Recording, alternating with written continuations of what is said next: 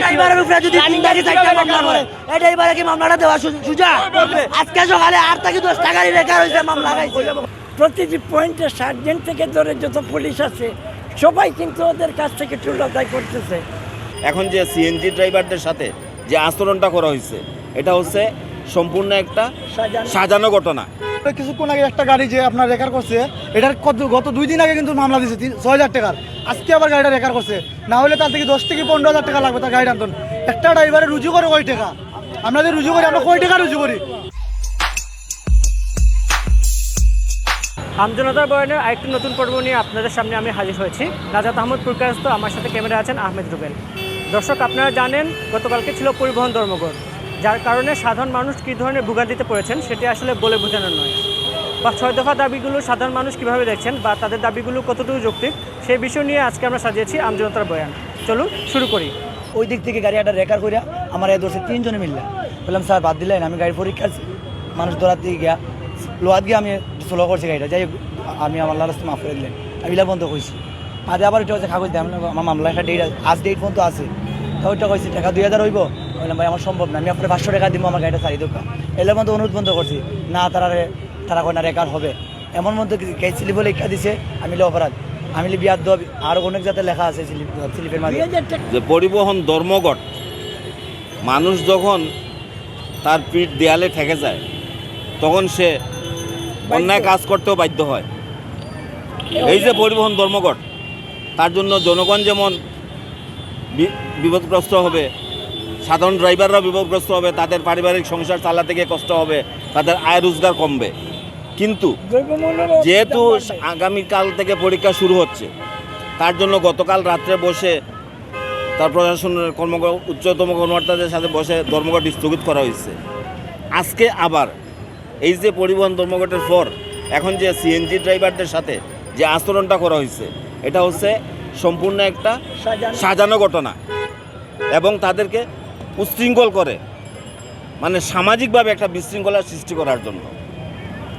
কারণ তারা সব দিকে টুল দেয়, যেমন তাদের যে ড্রাইভার সংগঠনের যারা আছে তাদেরকে টুল দিতে হয়, যেখানে দাঁড়ায় ওইখানেও টুল দিতে হয়, তারপরে যারা দায়িত্ব পালন করেন প্রশাসনের তাদেরকেও টুল দিতে হয়, তারপরে তাদের মালিকের একটা ভাড়া আছে, সিএনজি প্রতিদিন প্রতি সিএনজিতে 500 টাকা করে ভাড়া। এখন তার এই 500 টাকা ভাড়া দিতে গেলে তার রুজি করতে হবে কমপক্ষে না হইলে 1,500 থেকে 2,000 টাকা।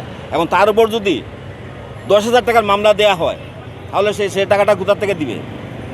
সেই টাকাটা তো তাকে কি চুরি করতে হবে নাকি ডাকাতি করতে হবে, বুঝছেন?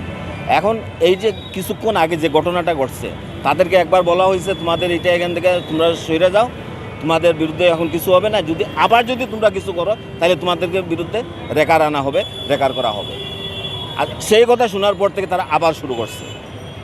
এই যে প্রশাসনের যে লোকজন যারা আছে, যাদেরকে সরকারের কাছ থেকে দায়িত্ব দেওয়া হয়েছে, প্রশাসনের পক্ষ থেকে দায়িত্ব দেওয়া হয়েছে যে সমাজ সুশৃঙ্খল রাখার জন্য, সুশৃঙ্খল রাখার জন্য, কিন্তু এই পয়েন্টে যদি বিশৃঙ্খলার সৃষ্টি করার পায়তারা করা হয় তাহলে কি সমাজ শান্তিতে থাকবে?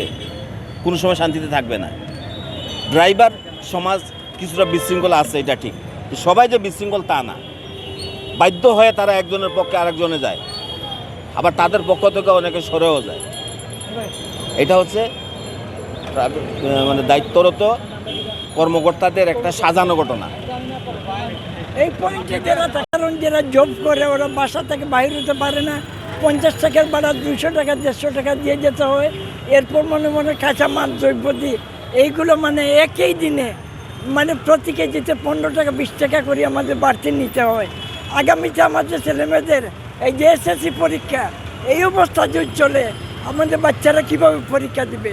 প্রতিটি পয়েন্টে সার্জেন্ট থেকে ধরে যত পুলিশ আছে সবাই কিন্তু ওদের কাছ থেকে টুল আদায় করতেছে। আবার শ্রমিকের যে বাণিজ্য আছে এইটা তো তাদের পাওনাটা পাবে, শ্রমিক লিডার থেকে দিতে হইতেছে। এইভাবেই চলতেছে। এইভাবে চলে যদি একটা গাড়ি রঙে নাই, রাইট সাইডে আছে, রাইট সাইডে থাকা অবস্থায় তাকে গিয়ে মানে বলা হয় যে 2,000 টাকা দৌ নাইলে রেকার নিয়ে আসবো। ও বলছে যে স্যার আমার কাছে টাকা নাই, আমি মানে পরীক্ষার্থী তুলছি, আমার কাছে মাত্র 500 টাকা আছে, হবে না বলে রেকার গাড়িটা নিয়ে যায়।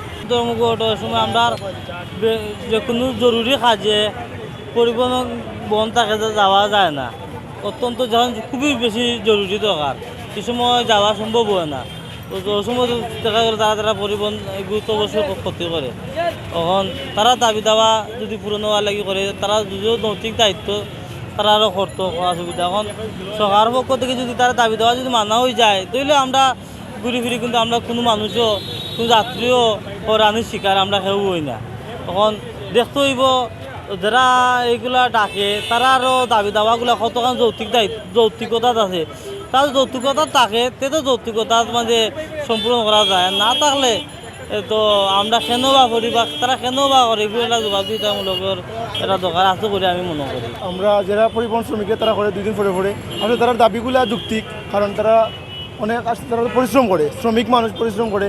আর রেকাররা যেভাবে রেকার দেয়, ট্রাফিক পুলিশরা যেভাবে রেকার দেয়, এগুলো অত্যন্ত দুঃখজনক। তারা যেভাবে রেকার বা তারা যে তাদের চাপ দেওয়া আর কি, যেটা মানে চাপ দেওয়া হয় এটা আসলে দুঃখজনক। এবং তারা পরিবহন শ্রমিক যারা তারা এগুলো মানিয়ে নেওয়া সম্ভব না, কারণ একজন শ্রমিকের টাকা দিনে কত টাকা আয় করে, আয় থেকে বেশি চাউলের দাম, সপ্তাহ পণ্যর দাম, এই দামের হিসাবে প্রোডাক্টে তারা ফান না, এবং তারা যেটা দরকার সার্ভাইভ করা সম্ভব না। কারণ হইল গিয়া ট্রাফিকে ঘন্টার পর ঘন্টা আপনার রেকার দেয়, মামলা দিয়ে এমনটা মামলা যেটা মানে মানিয়ে নেওয়ার মতো না, 15,000, 20,000, 25,000, 30,000 পর্যন্ত। এগুলো আসলে আমরা যেমন যারা গাড়ি চালায় তারা লাগে অনেক টাফ হয়ে যায়, যারা গাড়ির মালিক এরা এই সময়টা সার্ভাইভ করা সম্ভব না। দ্যাট মিনস আমি কইতাম চাইতাম আসলে আমরা যে এরপরে এটার কারণে সাধারণ জনগণ অনেক ভোগান্তিত পড়ে। খালি গতকালকে আমি একটা হসপিটালে গেছিলাম, তো যেটা আমি রিয়েলাইজ করলাম মানুষ যে আসার লাগি অনেক কষ্ট হয়েছে, কারণ বারবার ওই যে পরিবহন শ্রমিকের ইরান ডাকার কারণে মানুষ যাইতে পারে না, ঠিকমতো তারা কিতা করতে পারে না, ওই যে আপনার ঠিকমতো তারা ট্রিটমেন্টটা পান না, আবার আইতে পারে না, অনেক রোগীর অবস্থা আশঙ্কাজনক আছে। দ্যাটস ওয়াই আমি কইতাম চাইতাম যে আসলে এইগুলো আমরা সাধারণ জনগণ লাগে অনেক দুর্ভোগ, আপনারা চেষ্টা করবা এগুলা সরকারি কর্তৃক যেগুলো সম্ভব আপনারা চেষ্টা করবা যে এগুলা থেকে আমরা মুক্ত থাকি। আমজনতার বয়ানে আজকের পর্ব এখানে শেষ করছি। আগামীতে আবার দেখা হবে, ততক্ষণ সবাই ভালো থাকুন, সুস্থ থাকুন, বাংলাভিউর সাথেই থাকুন।